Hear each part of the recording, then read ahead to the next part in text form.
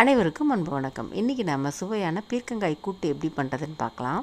இந்த கூட்டு புளிக்குழம்போ இல்லை காரமாக ஏதாவது குழம்பு வைக்கும்போது தொட்டுக்கிறதுக்கு செஞ்சு சாப்பிட்லாம்.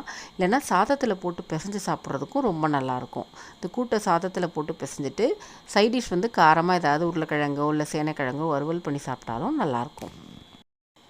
இந்த கூட்டு செய்கிறதுக்கு 50 கிராம் அளவுக்கு பாசிப்பருப்பு எடுத்து ஒரு குக்கரில் சேர்த்து மிதமான சூட்டில் வறுத்து எடுத்துக்கணும். வாசனை வர வரைக்கும் வறுத்துக்கணும். அப்போ தான் அந்த கூட்டு குழகுழப்பு தன்மை இல்லாமல் நல்லாயிருக்கும்.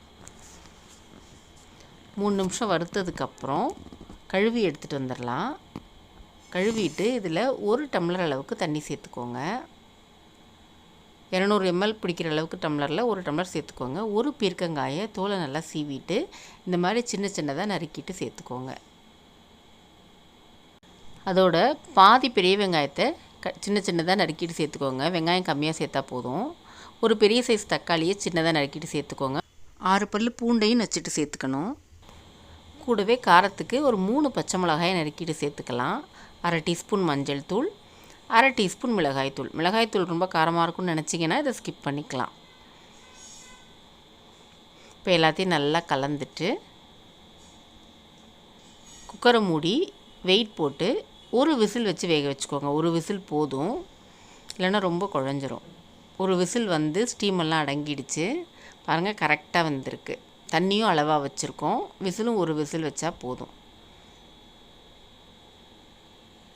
இப்போ இதை நல்லா கொதிக்க விடுவோம்.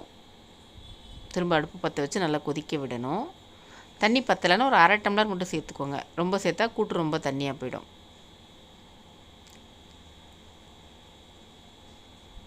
சேர்த்து நல்லா ஒரு 2-3 நிமிஷம் கொதிக்கட்டும். இந்த கூட்டுக்கு தேவையான அளவு உப்பு சேர்த்துக்கலாம். சேர்த்து கலந்து விட்டுட்டு இது கொதிக்கட்டும். கொதிச்சிட்ருக்கையிலே நம்ம இதுக்கு ஒரு தாளிப்பு கொடுத்துக்க போகிறோம். வேற ஒரு அடுப்பில் ஒரு தாளிக்கிற கடாய் வச்சு 1 டீஸ்பூன் எண்ணெய் விட்டுக்கோங்க. எண்ணெய் சூடானதும் 1/2 டீஸ்பூன் கடுகு, 1/4 டீஸ்பூன் உளுத்தம்பருப்பு, 1/2 டீஸ்பூன் சீரகம், இதெல்லாம் நல்லா பொரிஞ்சதுக்கப்புறம் ஒரு 1/2 டீஸ்பூன் அளவுக்கு பெருங்காயத்தூள், கொஞ்சமாக கருவேப்பிலை, இதெல்லாம் சேர்த்துட்டு கொதிச்சிட்ருக்கிற கூட்டில் கொண்டு கொட்டிடலாம்.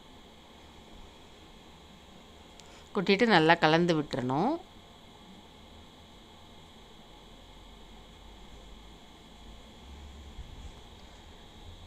எல்லாம் சேர்ந்து இன்னொரு 1 நிமிஷம் கொதிக்கட்டும்.